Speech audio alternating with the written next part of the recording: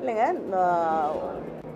கலைஞர் மகளிர் உரிமை தொகை அப்படிங்கிறது தமிழ்நாட்டில் ஒரே ஒரு உதாரணத்துக்கு மட்டும் நான் சொல்கிறேன். தமிழ்நாட்டில் 1,15,00,000 பெண்கள் வாங்கிட்டு இருக்காங்க. அதெல்லாம் இல்லாத பெண்கள். நாங்கள் என்னங்க ஆயுஷ்மான் பாரத் திட்டம் மாதிரி ஒரே நம்பருக்கு இத்தனை பயனாளிகள், கிட்டத்தட்ட 10 லட்சம் பயனாளிகளை ஒரே நம்பரில் இணைச்சி வைக்கிற அளவுக்கு எங்களுக்கு தெரியாது. அதனால் 1,15,00,000 பெண்கள் வாங்கிட்டு இருக்காங்க. அந்த திட்டம் அவங்கள போய் சென்றடைஞ்சிருக்கு. அப்போ எப்படி பேருக்கு சொல்ல முடியும்? அது நடந்துட்டு தானே இருக்குது.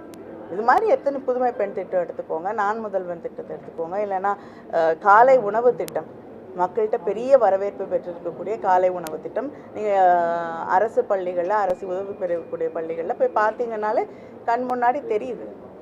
அது எப்படி பேரளவில் இருக்க முடியும்? போதைப் பொருள் கலாச்சாரம் தமிழகத்தில் அதிக அளவு இருக்கிறதா அண்ணாமலை குற்றம் சாட்டியிருக்காரு.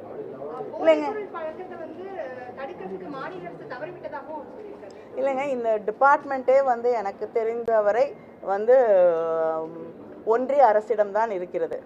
அதனால் அப்படி தவறு நடந்திருந்தால் அதற்கு அவர்கள்தான், அவங்களோட ஹோம் மினிஸ்ட்ரி தான் பொறுப்பேற்றுக்கொள்ள வேண்டும். அவங்களுக்கு உதவுவதற்கு எல்லா வகையிலையும் மாநில அரசு தயாராக இருக்கிறது.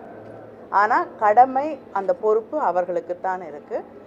தொடர்ந்து பல மாநிலங்களில், குஜராத் போர்ட்டில் கிட்டத்தட்ட பல லட்சங்களுக்கான போதைப் பொருட்கள் சிக்கியது. அதற்கு பிறகு அந்த போர்ட்டை யார் நடத்துகிறாங்கன்னு உங்களுக்கு தெரியும்.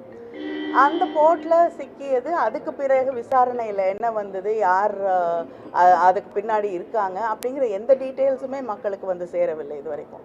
விசாரணை நடக்குதா இல்லைனா அதையும் மூடிட்டாங்களானுமே தெரியல.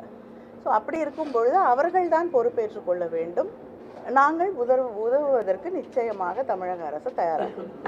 60% வாக்குகள் பெற்று வெற்றி பெறுவேன்னு சொல்லி ஒரு அண்ணாமலை சொல்லியிருக்காரு. 60% பெற்றதை எப்படி பார்க்குறீங்க?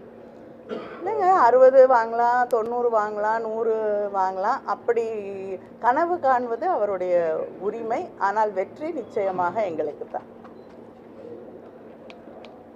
கோவையை பொறுத்த வரைக்கும் நிறைய அளவுக்கு பணம் இறக்குவதற்கு ஆளுங்கட்சியினர் தயாராக இருக்கிறாங்க. ஆனால் நான் 1 பைசா கூட ஓட்டுக்கு செலவழிக்க மாட்டேன். சரி, 1 பைசா கூட செலவு பண்ணலன்னா எதுக்காங்க இந்த தேர்தல் பாண்ட்ஸ் எல்லாம் வாங்கினாங்க? தேர்தலுக்கு செலவழிக்க மாட்டேன்னு சொல்லிட்டு.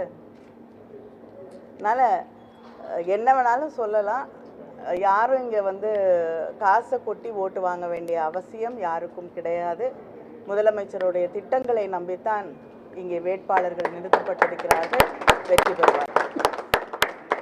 உடனுக்குடன் செய்திகளை தெரிந்து கொள்ள சன் நியூஸ் பெல் ஐகானை கிளிக் பண்ணுங்க.